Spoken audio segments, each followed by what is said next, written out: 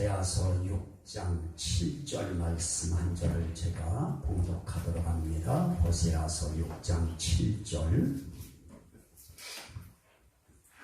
그들은 아담처럼 언약을 어기고 거기에서 나를 반역하였느니라. 아멘. 자, 오늘은 제가 죄라고 하는 글자를 썼습니다.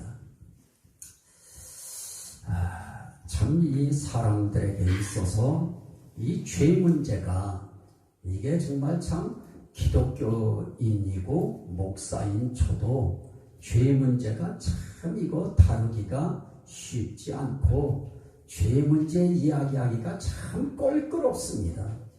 왜 껄끄럽냐? 제가 보니까 성경을 연구하면서 보니까 어떤 성경 말씀을 갖다 대도 우린 모두가 다 걸리게 돼 있습니다. 우린 그냥 표면적으로 보면 나는 그 죄 안 지었는데 할지 모르는데 그걸 벌써 영적으로 대입을 시켜버리면 그러면 거기에 걸려들지 않을 사람이 아무도 없는 것입니다. 그래서 이 죄 문제는 정말 참 이게 싫은 게 사실인 것 같습니다. 제가 그 집회하러 가려고 하는데 그 교회의 담임 목사님이 서울에 있는 어떤 분이 그런 말씀을 하셨습니다. 목사님 이번에 목사님이 기도하시고 말씀을 준비해서 오시겠지만 오셔서 제발 하나만 딱 부탁드리겠습니다. 그래서 뭡니까? 그랬더니 제발 죄 문제 이런 이야기는 좀 하지 마시고 회개하라 이런 얘기 좀 하지 마시고 그냥 이왕 말씀하실 바에는 사랑에 대한 말씀만 좀 많이 해주시고 격려에 대한 말씀만 좀 많이 해주세요. 이런 부탁을 저한테 했습니다. 그래서 대답은 알겠다고 해놓고 가자마자 성경을 폈는데 그 모든 말씀들이 전부 다 죄에 대한 말씀이고 회개해야 되는 말씀이고 이런 말씀이 들려서 그 집회를 마치고 났더니 목사님 너무 감사합니다. 너무 은혜 받았습니다. 그런 말씀하는 소리를 들었습니다. 우리 삶의 길에 성경에서 죄 빼놓으면 예수님 오실 이유가 없습니다. 죄 문제가 있기에 예수님이 오시는 것이고 죄 문제가 있기에 죄가 더한 곳에 은혜가 넘쳐나니 하는 상대적인 신비함이 있는 것이고 그래서 이 죄 문제가 우리한테 그렇게 해로운 그런 부분은 아닌 것입니다. 단 한 가지만 우리가 가슴속에 딱 정해놓으면 됩니다. 제가 그동안 말씀드린 심판 문제를 이야기하면서 저는 참 이 목사님들한테 껄끄러울 수 있고 글쎄요 이 성도들한테는 어떨지 모르겠습니다만은 목회자들에게 있어서도 참 이게 생소한 제가 표현법을 썼기 때문에 이게 와서 부담으로 닿았을 수도 있을 것입니다. 심판하면 그냥 무서운 것이고 심판하면 지옥인 것이고 심판하면은 뜨거운 것이고 이런 것인데 오히려 심판을 약화시키는 것 같은 그런 느낌이 들어서 어떤 분들은 또 제 설교에 반감을 가지실 수도 있을 것입니다.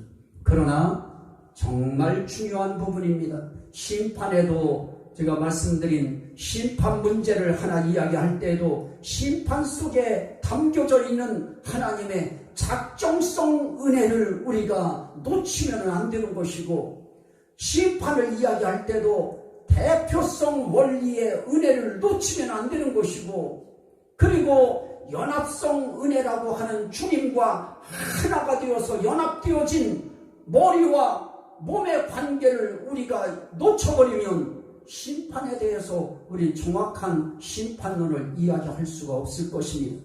그리고 그 모든 것 가운데 또 하나 이야기 지난 시간에 말씀드린 복음성 은혜가 있습니다. 우리에겐 복음이 있는 것입니다. 이 복음을 갖다가 대입을 시켜야, 십자가를 갖다가 대입을 시켜야, 예수의 죽으심과 부활하심을 대입을 시켜야, 그래야 우리의 심판에 대한 것이 제대로 심판을 우리가 이야기할 수가 있을 것입니다. 그것은 구원론에도 똑같습니다. 우리의 구원 문제를 이야기할 때에도 우리의 구원에는 작정성 은혜가 있는 구원입니다. 대표성 원리에 의한 구원입니다. 연합성 원리에 의한 구원입니다. 복음성 은혜가 가입된 그러한 구원인 것입니다. 그래서 그 원리는 아주 중요합니다. 오늘 죄 문제를 이야기할 때도 여러분들에게 조금 더 마음속에 부담감을 떨치고 편안하게 들을 수 있도록 말씀드리기 위해서 결론을 말씀드리면 그런 것입니다. 죄, 그렇습니다. 죄 무서운 것입니다. 죄에 대한 대가가 분명히 따라야 되는 것입니다. 그러나 죄 문제에도 무슨 원리가 작용하느냐? 작정성 원리가 죄 속에도 작용합니다. 연합성 원리도 작용합니다. 그리고 거기에 우리가 대표성 원리라고 하는 것도 작용하고 복음성이라고 하는 이 복음도 이 죄 문제에 대입이 되어야 됩니다. 이렇게 우리가 생각하고서 성경을 보기 시작하면 하나님 앞에 감사할 길밖에 없는 것입니다. 정말 하나님 은혜가 감사하고 하나님의 사랑이 너무너무 크시고 정말 우리 위하여 역사하시는 삼일째 하나님의 오늘도 일하시는 그 하나님의 일하심이 오늘 우리에게 크게 다가올 수밖에 없는 것입니다. 그래서 저는 오늘 죄 문제 이야기할 때 옛날에는 푸른강사님들을 통해서 저는 저 부분을 이렇게 배웠습니다. 네 가지 아닌 것이 그게 죄다 이렇게 배웠습니다. 그러면 뭐가 죄냐라고 할 때 불의가 죄다, 의가 아닌 것이 죄다, 불법이 죄다, 법에 따르지 않은 것이 죄다, 그 다음에 불선이 죄다, 선이 아닌 것이 죄다, 그 다음에 여기에 불신이 죄다, 믿음을 따르지 않은 것이 죄다. 이런 말씀들을 성경은 하고 있습니다. 그러면 오늘 우리의 죄 문제를 아까 봉독할 때 성경을 말씀드렸습니다마는 호세아서 이 6장 7절에 보면 여기에 죄의 원조죄가 나타납니다. 원조죄라고 하는 것도 제가 만드는 단어이기 때문에 이것도 다들 원죄 그러는데 저는 그냥 또 원죄 그러기가 또 그래서 원조죄 그랬는데요. 죄의 원조인데 이 원조죄가 뭐였습니까? 하나님께서 에덴 동산에 있는 선악을 알게 하는 나무의 열매를 먹는 날에는 반드시 죽으리라 그랬습니다. 내가 이 동산 중앙에 있는 각종 나무의 열매는 임의로 먹되 이 동산 중앙에 있는 선악을 알게 하는 나무의 열매를 먹는 날에는 반드시 죽으리라 그랬습니다. 이건 언약인 것입니다. 하나님의 말씀의 약속인 것입니다. 하나님은 그 말씀, 그 약속대로 하나님은 진행시키시는 분이신 것입니다. 그래서 네가 이 열매를 먹으면 반드시 죽으리라라고 말씀한 바로 이 언약을 아담이 어긴 것입니다.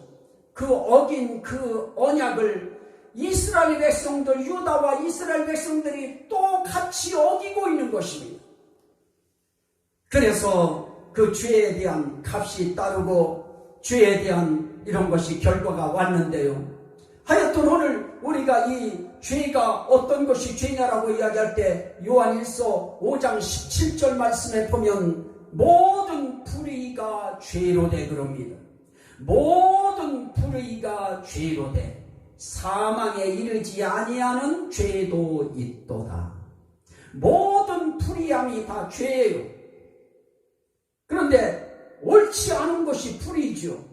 그러면 이 세상에 우리가 살면서 그건 옳지 않은 건데 하는 옳지 않음을 범하는 일들이 우리가 얼마나 많이 있습니까? 그건 우리의 삶 속에서 하나하나 갖다 대면은 아주 문제가 심각합니다. 또 하나는 요한일서 3장 4절 말씀에 보면 죄를 짓는 자마다 불법을 행하나니 죄는 불법이라 그럽니다. 불법이 죄다. 법에 이르지 못하는 것이 죄인 것입니다. 법을 따르지 않는 것이 죄인 것입니다. 불법이 죄이고 불의함이 죄이고, 또 성경은 이렇게 말합니다. 야고보서 4장 17절 말씀에 보면 사람이 선을 행할 줄 알고도 행치 아니하면 죄인이라 그럽니다. 우리가 선을 행할 줄 아는 거 우리는 정말 많이 압니다. 정말 얘기 한번 이렇게 해보면 정말 사람들 많이 합니다. 이게 옳은 것이고 이게 바른 것이고 이게 선이냐 이게 악이냐 그러면 다들 뽑기를 해도 다 알아맞춥니다. 이렇게 선을 행할 줄 아는 이런 지식을 사람들이 다 가지고 삽니다. 그런데도 사람들은 선을 행할 줄 알면서도 행하지 않습니다. 이런 불선을 뭐라고 하느냐? 그게 바로 죄이다 그러는 것입니다. 오늘 우리는 1년 365일 또 인생길 여기까지 살아오시면서 이건 선인데 선을 행해야 되는데 이런 마음을 갖고 있고 그렇게 또 알고 있으면서도 안 한 것이 얼마나 많습니까? 그 중에 하나만 안 했어도 우리는 죄를 범한 것이 되어집니다. 또 하나는 불신입니다. 요한복음 14장 23절에 보니까 믿음을 따라 하지 아니하는 것은 다 죄인이라 그럽니다. 믿음을 따라서 하지 않는 모든 것은 다 죄다. 그러면 결국 우리는 이 세상을 살아갈 때 뭐를 따라서 행합니까? 우리는 세상의 상식이라고 하는 것을 따라서 행하고 우리는 세상에서 지혜라고 하는 지혜를 따라서 우리는 이때까지 살아왔습니다. 그런데 우리에게는 아주 중요한 것이 또 하나 있습니다. 그게 뭡니까? 믿음이라고 하는 믿음의 법이 우리에겐 있는 것입니다. 우린 세상적인 상식과 세상적인 모든 방법과 세상 속에 우리가 다져온 경험과 그런 어떤 것들을 우리는 종합해서 결정을 내리고 결단을 하고 판정을 내리고 우리는 그렇게 지금까지 살아왔습니다. 그런데 성경은 그렇게 산 거 다 죄라고 이야기하는 것입니다. 믿음을 따르지 아니한 모든 것은 다 죄라고 말씀하는 것입니다. 이렇게 이야기하면 이 세상에 있는 많은 사람들이 걸기할 것입니다. 데모할 것입니다. 그러면 우리가 이렇게 상식에 따라서 세상 옳은 방식에 따라서 우리가 이렇게 살아온 것이 그럼 다 죄냐? 이렇게 그들은 반문해 올 것입니다. 하나님 앞에 저는 하나님의 말씀 부여잡고 단언코 성경은 그렇게 이야기하고 있습니다. 하나님은 그렇게 이야기합니다. 믿음을 따라 하지 않은 모든 것이 죄이니라. 자, 그러면 저는 지금 네 가지를 말씀드렸습니다. 하나는 불의에 대해서 말씀드렸습니다. 의라고 하는 것은 옳을 의자입니다. 바를 의자입니다. 이 땅에서 우리가 옳은 줄 알면서도 옳은 길을 가지 아니하고 바른 줄 알면서도 바른 길을 선택하지 아니한 것이 얼마나 많이 있습니까? 요즘에 언론을 보십시오. 요즘에 돌아가는 내용들을 보십시오. 우린 정말 어처구니가 없는 그런 것들을 우린 뉴스에서 많이 봅니다. 그런데도 침묵해서는 안 될 사람들이 침묵하고 있습니다. 그거는 함께 거기에 동조하고 있다고 하는 의미일 것입니다. 옳지 않은 일에도 불의함에도 불구하고 불의한 것에 함께 동조하고 침묵하고 있는 시대, 그건 동조죄인 것입니다. 불법도 마찬가지입니다. 법을 따라야 되는데 법이 아닌 길을 가고 있습니다. 그런데 그런 사람들이 얼마나 윤리와 도덕을 이야기하는 경우가 많이 있습니까? 저도 지난 시간에 분명하게 저도 말씀드렸습니다만은 나는 다른 것보다도 내려가다가 꼭 그냥 저쪽 되면은 이상하게 이 신호에서는 저도 어떨 때는 그냥 굳은 마음을 가지고 훅 건널 때가 있습니다. 그런데 오늘 보니까 어떤 사람도 보니까 분명히 빨간 불인데 거기서 분명히 서야 되는데 건너가 버리더라고요. 그러면서 그 사람들도 윤리를 이야기할 것입니다. 도덕을 이야기할 것입니다. 그러면 우리는 이 의문제 가지고 우리는 산다고 하면서 또 법이라고 하는 문제를 가지고 산다고 하면서 우리는 불법을 행하고 불의를 행하는 경우 많습니다. 선도 마찬가지일 것입니다. 선을 행할 줄 알고도 행치 아니하면 죄라고 했는데 선 얼마나 우린 정말 다 압니다. 어떤 것이 옳고 그른지 사실 다 압니다. 아는데도 우린 그냥 눈 감아버립니다. 우린 마음을 그냥 그 순간에 닫아버립니다. 이렇게 하다 보니까 우리가 죄에 걸려드는 것입니다. 불선이 되어지는 것입니다. 믿음을 따라 하지 아니하고 얼마나 많습니까?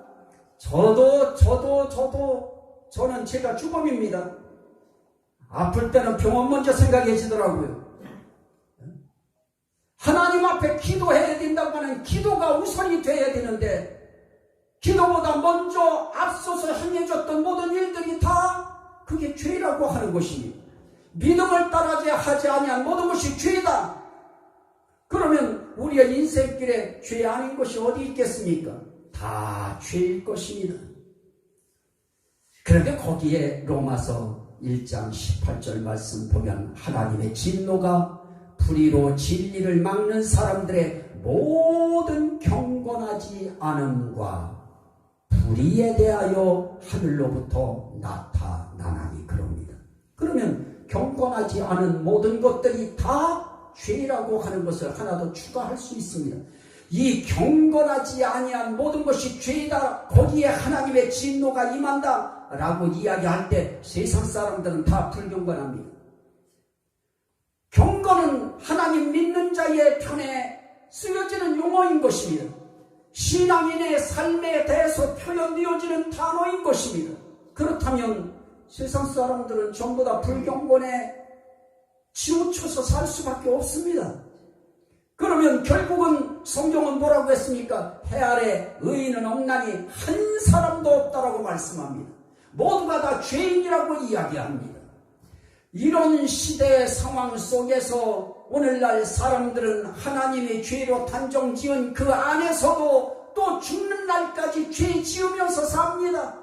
그들은 모른 채 불경건의 죄를 짓습니다. 모른 채 불의의 죄를 짓습니다. 모른 채 불법의 죄를 짓습니다. 모른 채 불선의 죄를 짓습니다. 모른 채 불신의 죄를 짓습니다. 이거는 믿지 않는 사람들의 이야기일 것입니다. 그렇다면 우리 믿는 사람들은 안 그럴까요? 똑같습니다. 믿으면서도 똑같습니다. 그런데 한 가지 중요한 것이 있습니다. 세상 사람들이 짓는 죄를 우리 기독교인들이 예수 믿는 신앙인들이 똑같이 짓는다고 해도 한 가지 분명한 차이점이 있습니다. 그게 뭐냐면 세상 사람들은 짓는 대로 죄 지으면 지은 대로 살아갑니다. 그러나 예수 믿는 사람들은 이런 설교 시간을 통해서 마음에 도전을 받습니다. 아, 내가 잘못된 죄인이었구나. 그래서 하나님 앞에 나의 잘못된 죄에 대해서 맞습니다. 나도 불경건했습니다. 나도 불의했습니다. 나도 불법했습니다. 나도 불선했습니다. 나도 불신했습니다. 하고 하나님 앞에 와서 십자가 앞에 우리는 우리의 잘못을 시인하고 인정하고 고백하고 십자가의 보혈로 씻어주시기를 다시 한번 믿음으로 기대하면서 주님 앞에 회개하는 것입니다. 우리는 회개를 통해서 우리의 죄가 어떻게 되어지느냐? 회개 통해서 우리의 죄가 씻김을 당합니다. 깨끗해지는 것입니다. 그런데 거기에 세상 사람들이 알지 못하는 놀라운 일이 있습니다.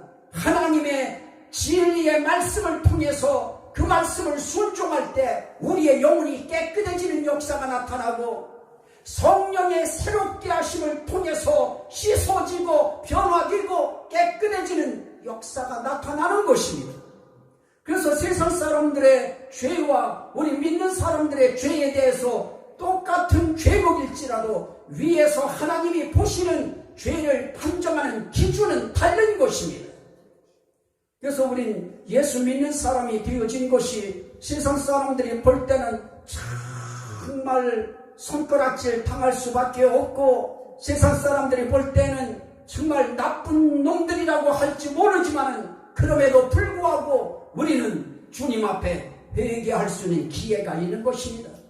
우리는 예배를 통해서 아무리 우리가 정말 단단한 마음의 소유자라고 해도 우리는 하나님 앞에서 정말 고개 수그릴 때 주님 한 주만 잘못한 거 용서해 주세요 하는 마음이 우리는 일어나는 것입니다.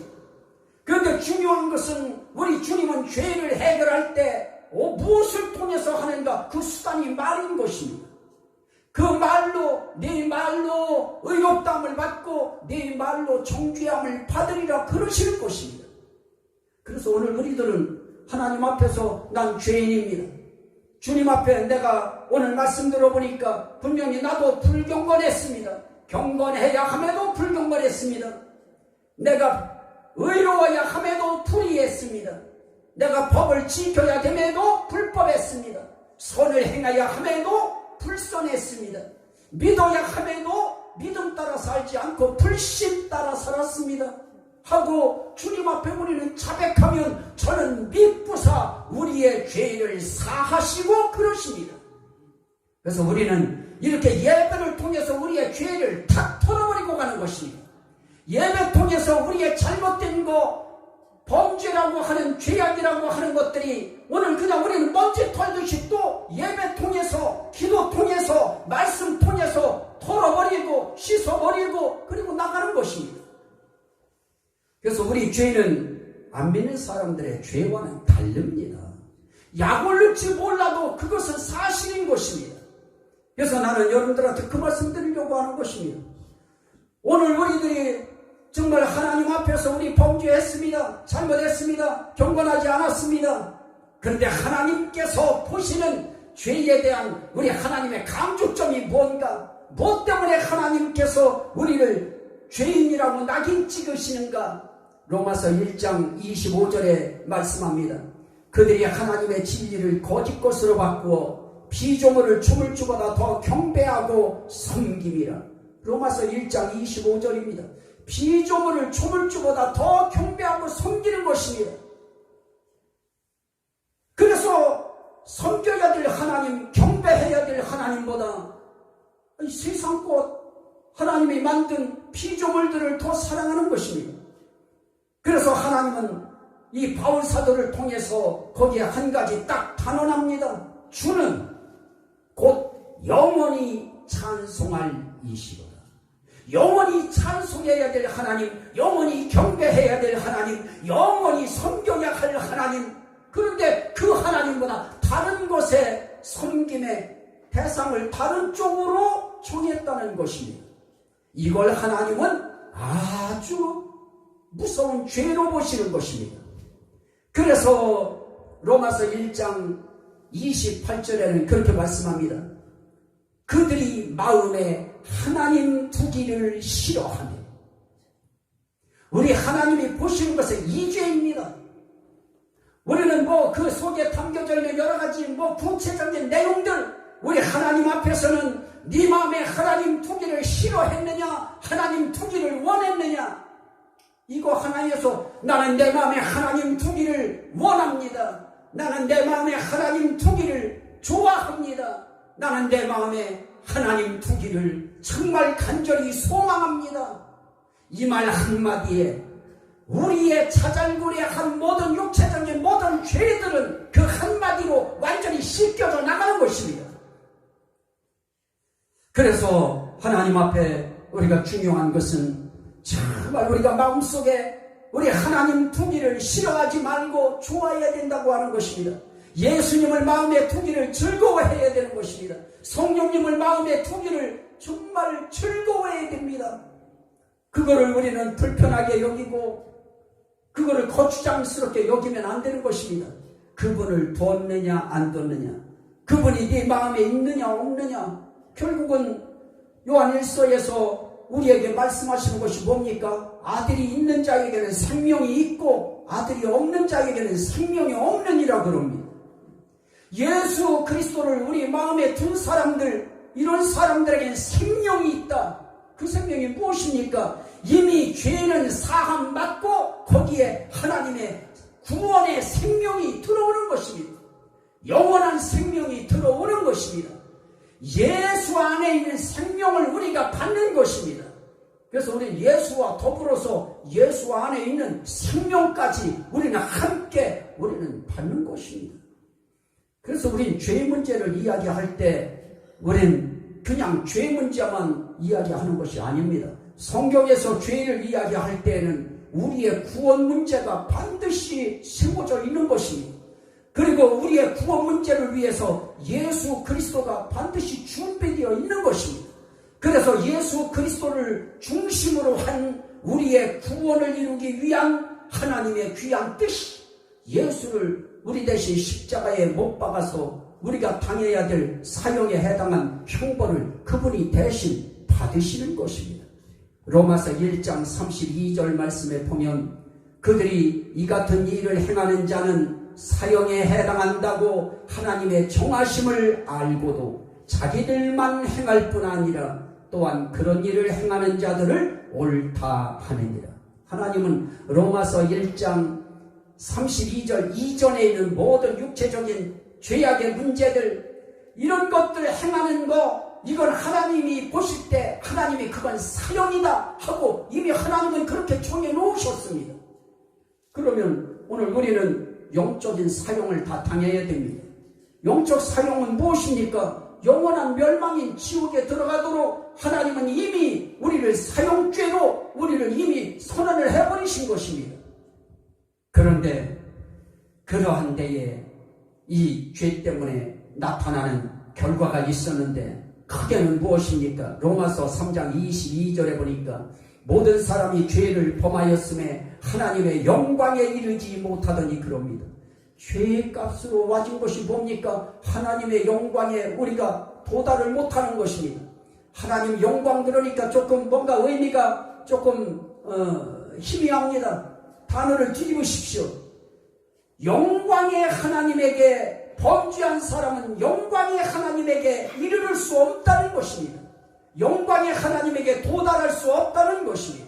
그게 죄값입니다. 또 하나는 무엇입니까? 로마서 6장 23절에 보니까 죄의 삭은 사망이요 그럽니다. 그리고 히브리서 9장 27절에는 한번 죽는 것은 사람에게 정하신 것이요 그 후에는 심판이 있으리니 그럽니다. 그러면 오늘 우리는 죄값으로 사망을 당해야 됩니다. 그리고 심판을 우리는 당해야 됩니다. 이건 분명한 사실인 것입니다. 그리고 또 한 가지가 있습니다. 로마서 2장 9절입니다. 악을 행하는 각 사람의 영에는 환난과 곤고가 있으리니 그럽니다. 악을 행하는 사람이 무엇입니까? 죄진 사람 아니겠습니까? 죄인의 영은 절대로 평강할 수 없습니다. 평안할 수 없습니다. 희락을 누릴 수가 없습니다. 의로울 수도 없습니다. 하나님 앞에서 오늘 말씀에 환난과 곤고가 있다고 했습니다. 이 땅에 살면서도 우리는 하나님 앞에 범죄할 때 범죄하는 순간에 우리의 영에 환난과 곤고가 찾아와요. 정말 괴롭고 힘들고 고통스러운 일들이 찾아옵니다.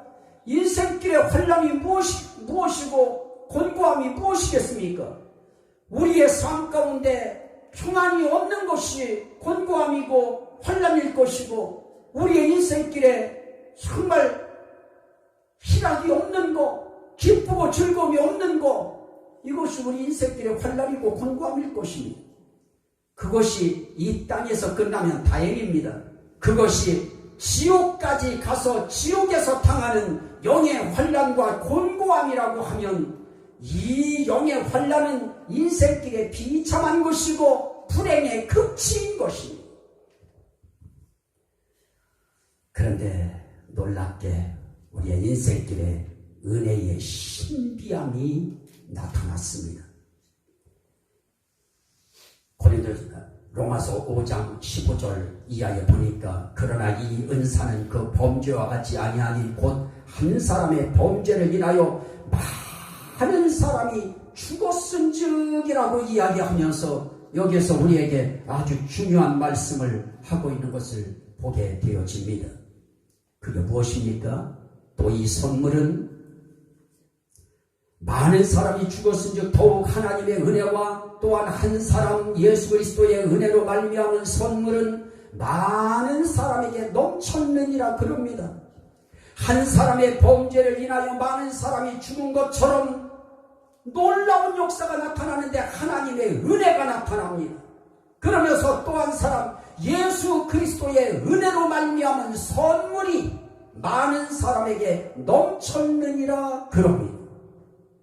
자, 오늘 우리가 살아가는 우리의 인생길에 죄값으로 심판받고 영의 환난과 곤고함을 당하는 지옥 가는 길이 모든 죄인들에게 그것은 하나의 선고가 되어버렸습니다. 선언이 되어버렸습니다. 그런데 거기에 하나님의 은혜와 예수 그리스도의 은혜로 말미암은 선물이 우리에게 주어집니다.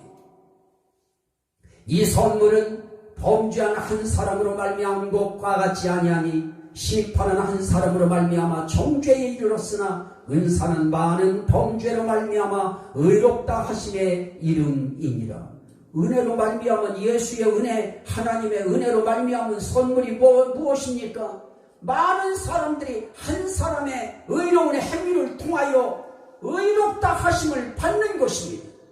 오늘 우린 주님 앞에 의롭다 함을 받을 만한 자격 없습니다. 모두가 다 사형에 해당하는 죄를 범했습니다. 그럼에도 하나님의 은혜와 예수 그리스도의 은혜의 선물인 의롭다 하시는 이 칭의라고 하는 이 선물이 우리에게 주어진 것입니다. 그래서 21절에 죄가 사망 안에서 왕노릇한 것 같이 은혜도 또한 의로 말미암아 왕노릇하여 우리 주 예수 그리스도로 말미암아 어디에 이르게 하느냐? 영생에 이르게 하려 하노라. 결국 하나님의 은혜와 예수 그리스도의 은혜로 주어진 선물, 의롭게 하시는 그것은 무엇입니까? 우리를 영생에 이르게 하시는 선물입니다. 우리는 이것을 우리가 자격 없는 우리가 이 은혜를 받은 것입니다. 그래서 에베소서 2장 8절 말씀에 보면 너희가 은혜로 인한 믿음으로 말미암아 구원을 얻었나니 이건 너희에게서 난 것이 아니오 하나님의 선물이라 그럽니다. 하나님의 은혜로 우리에게 하나님께서 믿음을 주셔서 그 믿음을 통하여 우리가 무엇을 얻느냐? 구원을 선물로 얻습니다. 그런데 죄로 인한 심판, 사형에 해당하는 심판, 이것이 결정되고 선고됐는데도, 그런데도 거기에 하나님의 은혜와 예수 그리스도의 은혜의 선물인 영생이라고 하는, 생명이라고 하는, 구원이라고 하는, 칭의라고 하는 의롭게 하시는 은혜가 우리에게 준비되어 있다고 하는 것입니다. 이게 우리에게 감사한 것입니다. 그래서 로마서 6장 14절에는 그렇게 말씀합니다. 이제는 죄가 너희를 주장하지 못하리니 이는 너희가 법 아래 있지 아니하고 은혜 아래 있습니다. 이제 예수님이 하나님의 은혜와 예수 그리스도의 은혜의 선물인 이 생명을 가지고 우리에게 선물로 줌으로 말미암아 또 의롭다고 인정하시는 칭의의 선물을 주심으로 말미암아 이제 우리는 법 아래 있지 아니하고 이젠 어디 아래 있느냐? 은혜 아래 있는 것입니다. 그래서 이젠 죄가 우리한테 무엇을 주장하지 못하느냐? 이제 우리를 주장하지 못합니다. 넌 죄인이다. 너는 사형이다. 이거 우리한테 주장 못합니다. 왜냐? 이제는 바뀌었습니다. 분위기가 바뀌었습니다. 이제는 우리는 어디 아래 있느냐? 죄 아래 있는 거 아닙니다. 율법 아래 있는 거 아닙니다. 우리는 은혜 아래 있습니다. 어떤 은혜입니까? 하나님의 은혜.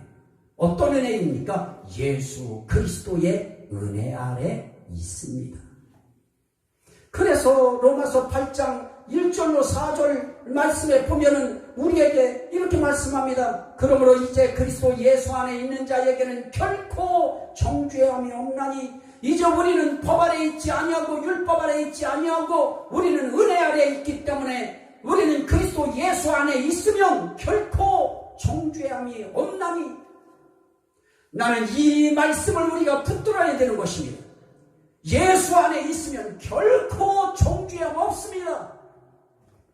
왜 그렇습니까? 이는 그리스도 예수 안에 있는 생명의 성령의 법이, 생명법, 성령의 법, 이 법이 죄와 사고를 해방하였습니다.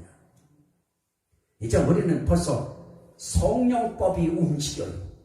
예수 안에 있는 사람들에게는 이제는 율법이 움직이는 것이 아니고 성령의 법이 움직입니다. 율법은 사망의 법입니다. 그러나 성령의 법은 생명의 법입니다. 생명법이 이제 움직입니다. 은혜 아래에 있는 자들에게는 모두가 성령의 생명의 법이 작용하기 시작하는 것입니다. 그래서 예수 안에 있으면 이제 더 이상 너희는 정죄함을 받지 않는다. 다시 말하면 뭡니까? 너희 죄인이 아니다. 그 말인 것입니다. 왜 그렇게 되었을까요? 율법이 육신으로 말미암아 연약하여 할 수 없는 그것을 우린 연약해서 율법으로 말미암아 연약하여 할 수 없는 그것을 하나님은 하시나니 우리는 율법이 요구하는 거 우리 못 지킵니다. 1000가지 중에 10가지는 지키겠지요. 그러나 나머지는 못 지킵니다. 그러면 우린 죄인이 되어지는 것입니다. 그런데 연약하여 할 수 없는 그것을 하나님은 하시나니 곧 죄로 말미암아 자기 아들을 죄 있는 육신의 모양으로 보내요. 그 예수의 육신의 죄를 정하사 육신을 따르지 않고 그 영을 따라 행하는 우리에게 뭐가 이루어지게 하느냐? 율법의 요구가 이루어지게 하는 것입니다. 율법이 요구하는 것이 있습니다. 죄값은 사망이다 하는 율법의 요구가 있습니다. 그 요구를 누가 대신 이루시느냐? 예수님에게 하나님이 예수님을 인간으로 만드셔서 예수님에게 그 죄를 씌워버리시는 것입니다. 그래서 그 예수께서 율법의 요구를 다 들어주신 것입니다. 그래서 주님이 돌아가시기 직전에 다 이루었다라고 할 때 율법의 요구도 이루지만은 하나님의 뜻을 다 이루셨다고 하는 선언이고 고백이신 것입니다. 이제 말씀 한 절로 마칩니다. 고린도전서 6장입니다. 이건 아주 중요합니다. 이거 가지고 정말 이 본문 가지고 정말 이 해석을 하는 것들이요 정말 놀라 자빠질 정도의 해석들을 해버리는데 이상하게 그렇게 해석할 필요 없습니다. 오늘 여기에 나타나고 있는 말씀들이 있습니다. 9절 말씀에 불의한 자가 하나님의 나라를 유업으로 받지 못한다. 그 불의함이 무엇이냐? 거기에 쭉 도적, 탐욕, 술 취함, 모욕, 속여, 빼앗음, 쭉쭉 탐색, 남색, 막 별의별 게 다 나와요. 우상 숭배 다 나옵니다. 그런데 이렇게 말씀합니다. 11절 너희 중에 이와 같은 자들이 있더니 주 예수 그리스도의 이름과 우리 하나님의 성령 안에서 씻음과 거룩함과 의롭다 하심을 받았느니라. 우리도 이런 죄 지었어요. 하나님의 나라를 유업으로 받을 수 없는 지옥 갈 죄를 우리도 다 지은 자들이었습니다. 그러나 우리가 그렇게 지옥 가지 않을 수 있는 한 가지 이유가 있다고 하면 주 예수 그리스도의 이름 때문에 그렇습니다. 우리에겐 다른 이로서는 구원 얻을 수 없나니 천하인간의 구원 얻을 만한 다른 이름을 주신 일이 없느니라 하면서 그 이름이 누구냐? 예수다라고 사도들이 증거했던 바로 예수의 이름. 그 이름 붙잡고 그 이름을 믿고 그 이름을 의지하면 그 이름이 우리를 어떻게 하느냐? 씻어요. 거룩하게 해요. 의롭게 하시는 것입니다. 거기에 플러스 알파 하나님의 성령 안에서 씻음과 거룩함과 의롭다 하심을 받았느니라. 예수의 이름을 받아들이고 예수의 이름을 정말 내 마음속에 그 예수의 이름을 액면 그대로 구원자 예수를 나의 구원자로 받아들이고 그 이름을 모셔드리는 순간 하나님의 성령이 역사하시는 것입니다. 그래서 그 성령이 우리를 어떻게 하느냐? 하나님 나라를 유업으로 받을 수 없고 지옥을 유업으로 받을 수밖에 없는 그런 인생들을 그분이 씻으시고 거룩하게 하시고 의롭다 하시는 것입니다. 그러면 오늘 우리에게 있어서 우리가 예수의 이름을 놓지 않고 성령님 안에서 성령을 따라 성령님을 위하여 살아가는 믿음을 가지고 있는 한, 우리는 그 어떤 누구의 간증 아니라 그 어떤 것이라 할지라도 우리는 지옥의 무서움에 대해서 두려워할 필요가 없는 것입니다. 우리는 지옥과 상관없습니다. 우리는 하나님 나라만 우리는 우리의 유업이 되어지는 것입니다.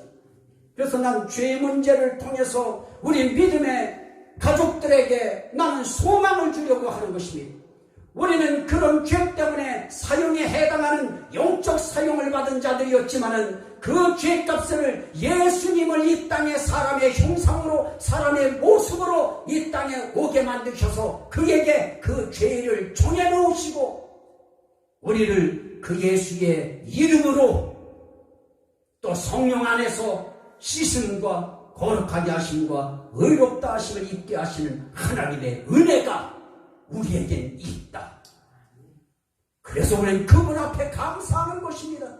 우리는 정말 감사해서 예배 참석하여 그분을 찬양하고 기도하고 말씀 받고 그분 앞에 우리는 헌신을 다시 한번 다짐하는 것이지 구원받기 위하여 오는 것은 아닌 것입니다. 우리는 이미 하나님이 우리를 부르실 때 우리의 구원은 이미 정해진 것입니다. 한 말씀 더 드립니다. 로마서 8장에 있는 말씀 읽고 우리 주여 삼창하고 우리 기도할 것입니다. 로마서 8장에 우리에게 아주 주님께서 주신 위로의 음성이 있습니다. 희망의 음성이 있습니다. 이 음성이 우리를 살리는 음성이 되어질 것입니다. 오늘 말씀 가운데에 우리에게 그런 말씀을 하셨습니다. 로마서 8장 28절 30절까지입니다. 우리가 알거니와 하나님을 사랑하는 자 곧 그의 뜻대로 부르심을 입은 자들에게는 모든 것이 합력하여 선을 이루느니라. 함께 읽습니다. 하나님이 미리 아신 자들을 또한 그 아들의 형상을 본받게 하기 위하여 미리 정하셨으니 이는 그로 많은 형제 중에서 맏아들이 되게 하려 하심이니라. 또 미리 정하신 그들을 또한 부르시고 부르신 그들을 또한 의롭다 하시고 의롭다 하신 그들을 또한 영화롭게 하셨느니라. 주여 삼창하고 기도합니다. 주여